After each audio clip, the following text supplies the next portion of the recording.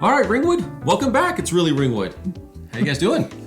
Doing okay. Been asleep for about a week. I know it's been a week. Anything happened while we were away? Nothing too exciting. No, I mean the elections happened, and actually with that, the elections happened, and this is actually a good chance for us to sort of recap what happened because we talked about this for the last 3 weeks or so. Yeah. So let's just kind of unpack everything that occurred. So first, Borough Council race. Michelle Kerr, we want to congratulate you on your win. Michelle. On your win for town council. Now, she beat Eric Gilman to get the seat. And to Eric, we say to you, you ran a great race and you stayed center on the issues. You ran, I would say, a really respectable campaign. Yes, Would you guys say the same absolutely. thing? And but that being said, with Michelle's win, the Ringwood Borough Council still is a single party entity. Yeah, we've already talked about how that's not really ideal for any community, and Ringwood's no exception. Yeah, I mean, without the opposing viewpoints presenting, themselves during a meeting or by council members, it just, we are afraid that we might be in for another extended period of limited action, no progress, lack of accountability, and beyond basically what would be one party's focus, right? Right. So that being said, Really Ringwood was created really as a way to give a voice, to the other side of the story that we weren't hearing in the community groups. So we'll actually be expanding our focus to now include town council and potentially other Ringwood activities and groups and organizations.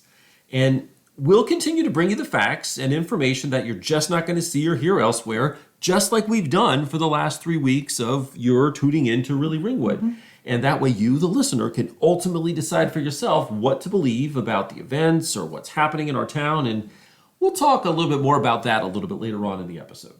Now we want to talk a little bit more about the Board of Ed election. So it's quite clear that Ringwood, you expected more and delivered that by getting 2 of the candidates on their campaign elected. So we want to give our congratulations to Don Savastano and Teresa Struck for not only their victories, but alongside fellow candidate Shane King for running a transparent, engaging, open, ethical, and focused campaign. Those are all very good, positive, productive words, and that pretty much defined their entire campaign and their message. Absolutely. Would you say, right? And while Shane didn't get elected, the 3 of them showed what it takes to be effective in getting elected.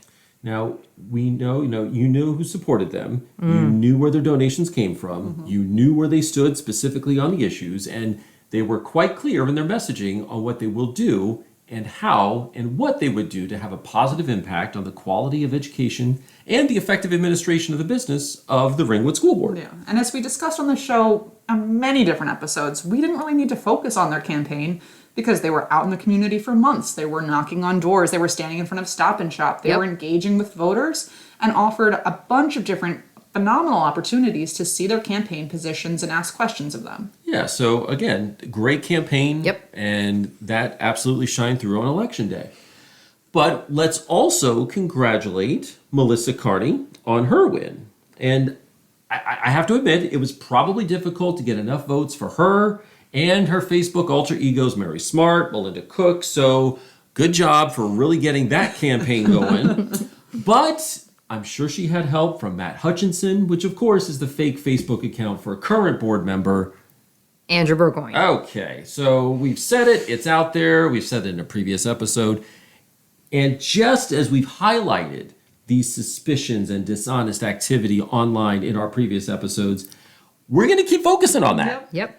As long as it continues, we're That's going to right. continue focusing. We're on top of it. So true. So we will keep up with the fake and real social media accounts as part of our show. And so, hey, think twice if you're a fake person or a real person, or you're commenting, or you're boosting, or you're waving, or you're manipulating, or you're bullying, or you're just being an absolute tool to your neighbors online, because you might be featured in a future episode. Now remember, Melissa Kearney was part of the For the Kids campaign, and their campaign made no secret about being aligned with and doing the bidding of the New Jersey Project and Chaos and Control. We can only hope that her focus will be on our children, our schools, and our community now that it appears that she is elected. Yeah, time will tell, and of course, you, the listener, knows that Really Ringwood will be keeping our eyes and ears open to ensure that the accountability and transparency that was a big void of the campaign that she was involved in doesn't find its way to the Board of Ed. Yeah, Right. we don't want those outsiders having a say in our Board of Ed. Exactly.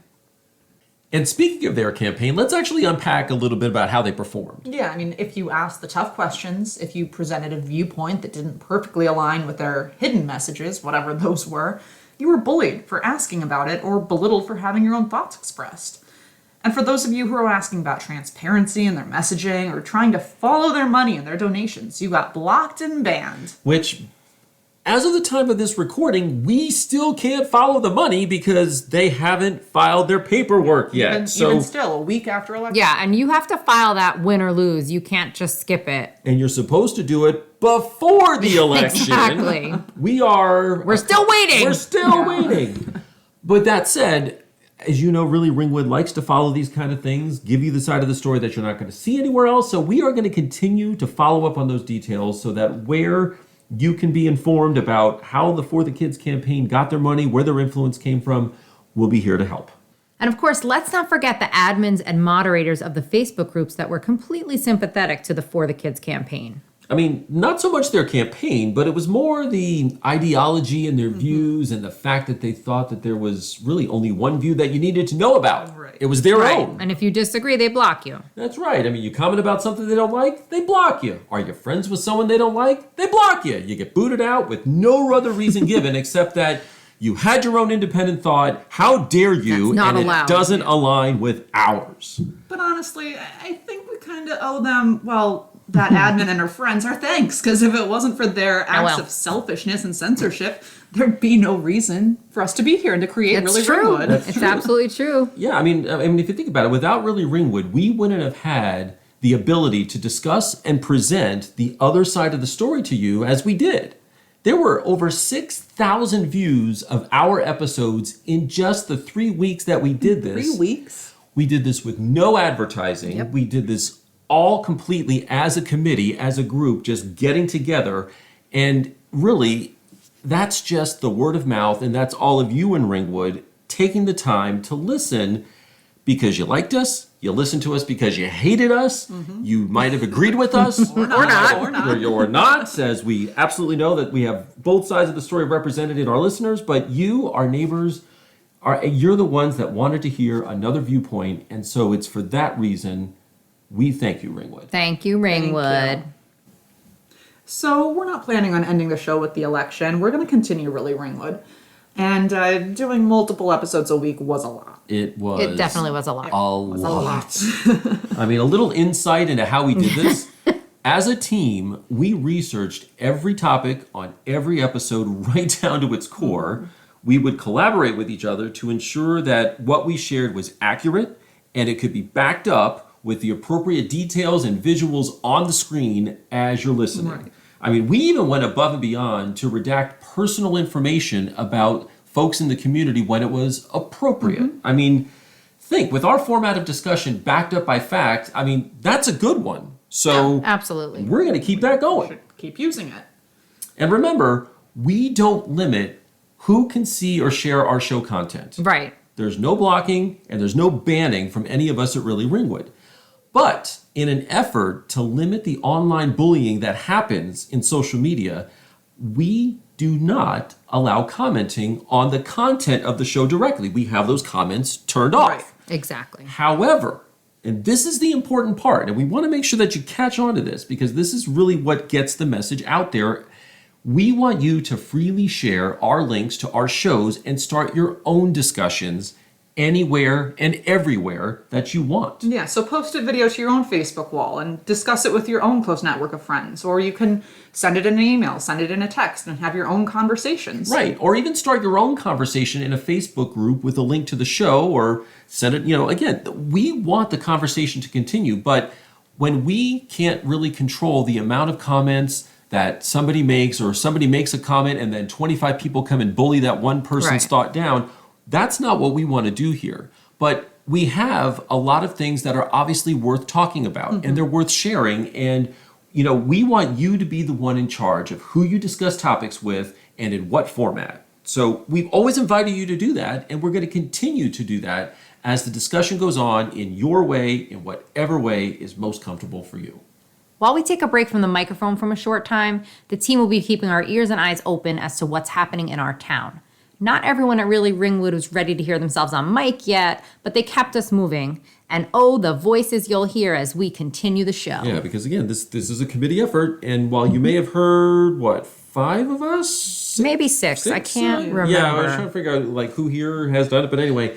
So the library, council, town management, the Board of Ed, the Bears, the shopping center, everything in Ringwood, we plan to keep bringing you the other side of the story. And it truly does. It takes a community to do this. And it takes you in the community to have a desire, to have a hope in the mind, and to hear the other sides of the story. So, subscribe to us. Yeah. That YouTube channel, you want to know when we had a new episode? Just subscribe. YouTube will be glad to let you know. Or just keep an eye out for our show postings on your favorite social media.